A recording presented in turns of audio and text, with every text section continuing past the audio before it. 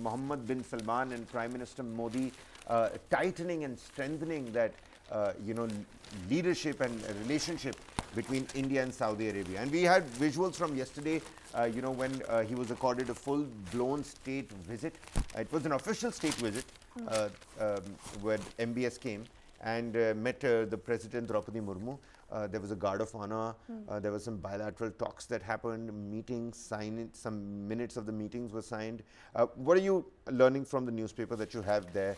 What are some of the salient and key highlights of the Modi MBS meet?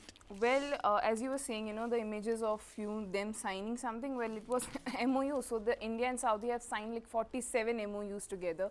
And, they have essentially talked about the two sectors that have come up significantly in the bilaterals were defense and energy, which is something that India is looking out to expand, something that India should look out to expand its sectors, because India in defense is something that, Saudi has been a longest partner. If you think about it, India is the largest importer of Saudi crude oil. So I think it was very important that these two guys, sat down and talked about expanding it with the corridor coming, with the historic economic corridor coming in. And take a look at this. Buyer of oil for decades, India to now export energy to Saudi. I was reading of, a factual data somewhere where it said that India is Saudi Arabia's fourth, largest, trade partner, whereas Saudi Arabia is India's second largest trade partner, something like that. It's the other way around. India is Saudi Arabia's second largest trade partner, yes. And Saudi is India's fourth largest trade partner. Well, that does go on to say something, and well, which that is what essentially we understand why these two, leaders are,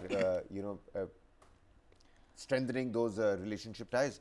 And I think India sent out a very important message right out there, because, Saudi Arabia is India's third largest, importer of crude oil.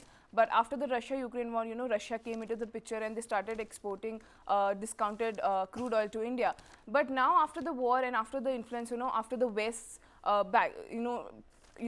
irritating India upon like, why are you still having a deal with Russia? Please withdraw it, please withdraw it. And Russia also using that, no, we have a trade deal, so India cannot go against us completely. So India came out and India was like, no, you know what, we can have alternate career. We will strengthen our ties with Saudi and we'll go back to them.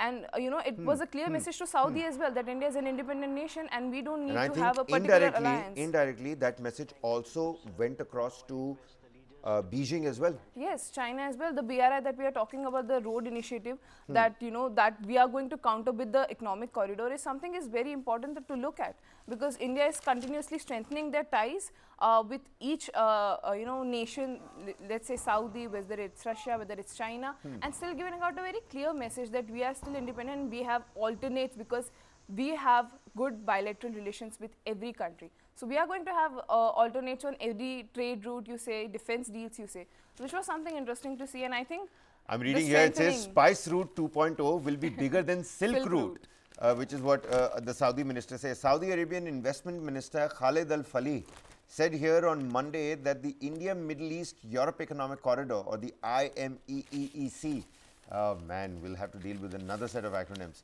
would be equivalent to the Silk Route and Spice Route put together. He said the top leaders of both India and Saudi Arabia were aware of the opportunities as well as the challenges.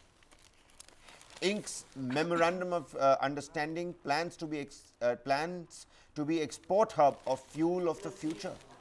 India and Saudi Arabia on Monday set out to transform their traditional oil buyer relationship into an energy transition partnership by agreeing to work towards building undersea interlink between their electricity grids, renewable power and green hydrogen capacities. Wow. I mean, so many important, sectors that, Saudi and India had to talk about. And crude oil is something, energy is something. Energy is a sector that, we need to, really expand, because it's the future for developing countries.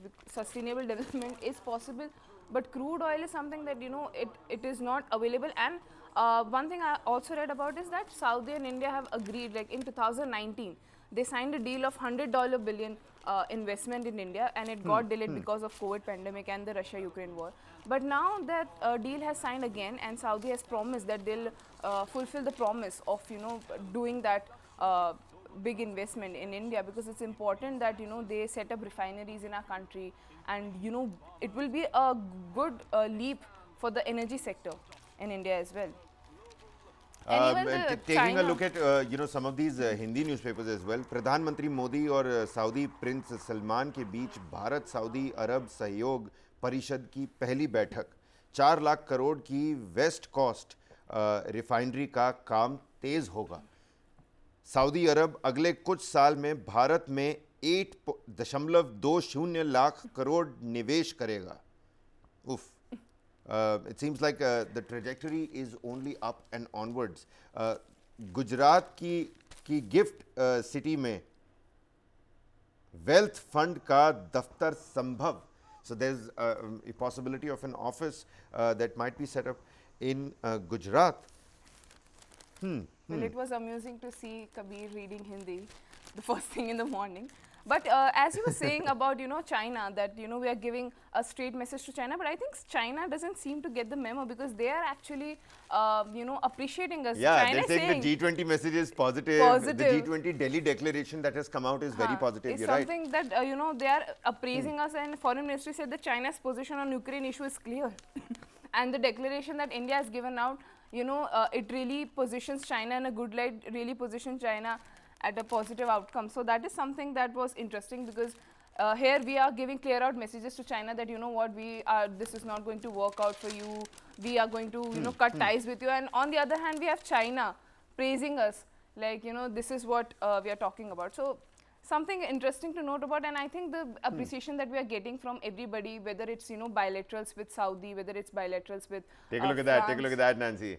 The new Spice Route 2.0. That's the corridor that we're looking at, ladies and gentlemen. Before we move on, and we've already spoken about how these relationships are being strengthened, are being tightened. Modi MBS have essentially laid the roadmap to boost investment ties, and take a look at that. The India Middle Eastern European corridor. It's amazing, isn't it? I mean, we're looking at international public digital infrastructure, but imagine on this route as well, what if Paytm works on this route? Your UPI works on this route. Your Indian apps, collective, applications, a larger platform for all these nations to come together.